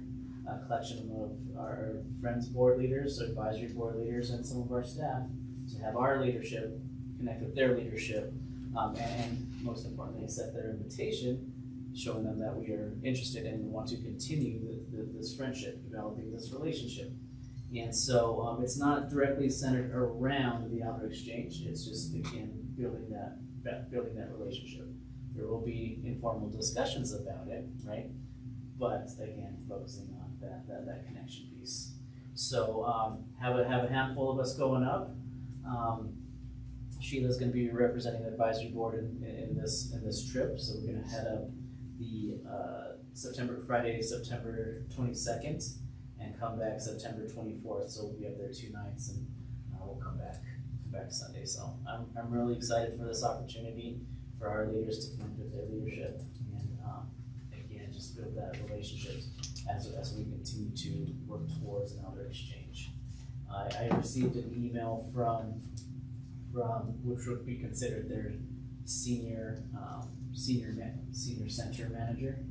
Yeah, operates a little differently over there, but she is at a point where she needed to get through August and said, okay, now September's here, let's start this discussion, let's start working on this. So we have not had that opportunity to connect yet, but it's still in the works, and she has that big availability now for us to start really planning some details. So I'll be able to in October be able to share what that trip looked like, and we'll be able to share as well. Yeah, Great. We had a couple updates. Outside of that, is we were also, speaking of friends, we worked with friends to get that Wi-Fi enhancement for our SCTC group, whose groups just continue to grow. They don't put a cap on participation. They have an open door policy. Anybody who needs that support, come see us. So as a result, these groups the participation keeps growing and growing, so it's jamming up the Wi-Fi a little bit. So we worked with the friends to provide some funds to improve our Wi-Fi, and I guess install Wi-Fi enhancement. And so that was set up as of last week. So excited to share that as well. That's going to help our programming, specifically for SCTC as well, and allow them to meet the needs of, again, anybody who walks through the door and not have internet issues. We had our fall trip registration August 18th, in which we had over 160 participants. And exact number, Robin, is it like 172? Something like that. So that's how I went with the general. I know we were still looking at numbers, and it was over 160, but I believe it was 172 total participants.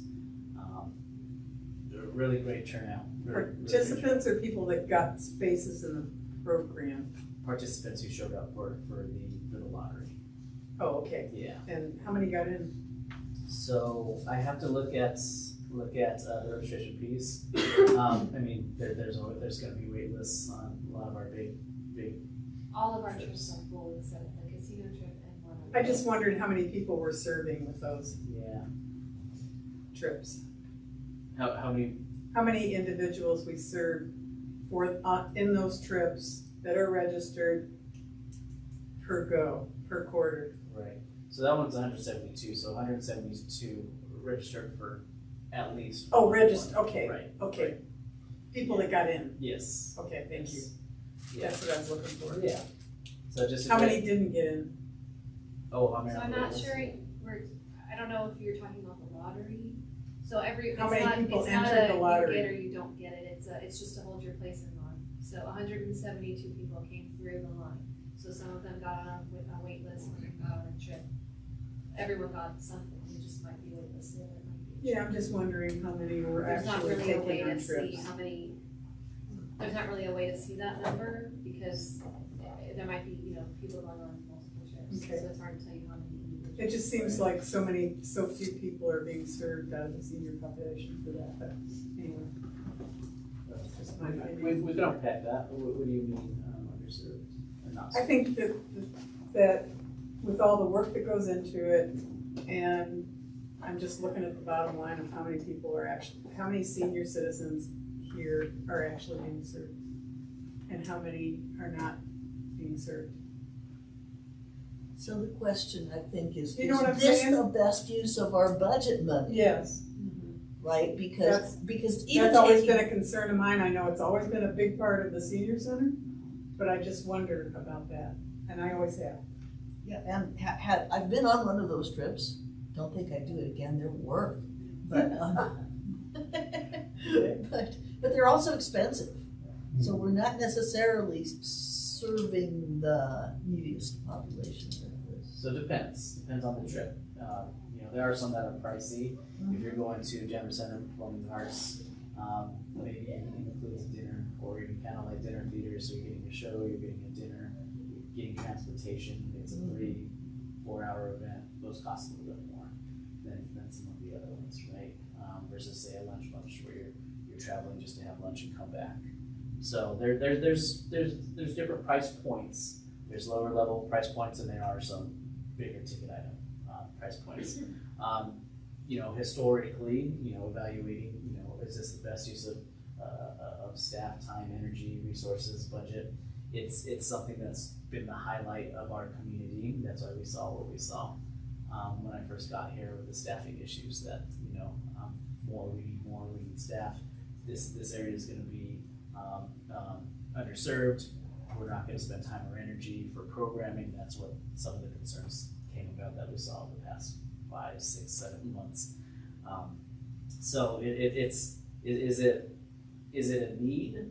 It falls into our vision of creating opportunities to enhance quality of life. And so these trips, these programs support that enhancement. So I think it is something to continue to offer.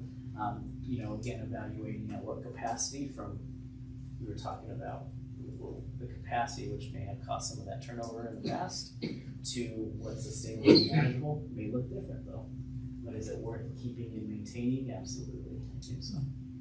So could we offer scholarships for people who would like that? We do. You do. Okay. So there's big ticket items. So depending on income, there are scholarships that are provided, and that allows that individual to say, you know what, I'm going to do multiple to maybe 2, 3, depending on the lower level price point trips.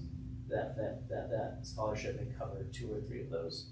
Or you know what, go all in. This may cover just one big ticket item, but it allows them that flexibility to choose how they want to use that scholarship. But we do offer scholarships based on income. So, and that's support provided from our friends as well, friends of Longmont. So I just had those quick updates. Does anyone have any additional questions? Did we ever hear how the survey went? Still collecting data and everything? Yeah, so I can't remember the exact date, but they were waiting until this week or next week to start pulling it all together. Okay. Because they have to go through the paper copies, which I think we had, I would say close to 400. I didn't count them. It was a pretty good sized stack. So That's great. Yeah. And that was just our in-house. I thank you all for being a part of that and helping with that, volunteering your time to. It was fun. It was. Yeah. So we got good turnout for that. I know there's been great turnout to the online survey, and I think early in the week that we were doing our paper surveys, like by Tuesday, I think they had around 300. Mm-hmm. And so between those two and the mail-in ones, we've been seeing a lot of mail-in ones still coming in that I've been sending over to our marketing team so they can start going through that information. Can people still do online? I don't know.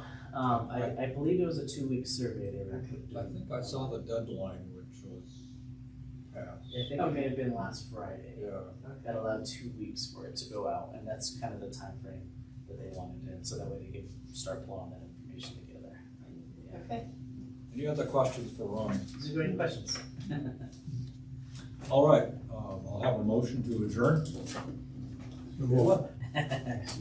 there a second? Yeah. Okay, Ronnie? Okay, all in favor, say aye. Aye. Okay, thank you all. Bye, everybody.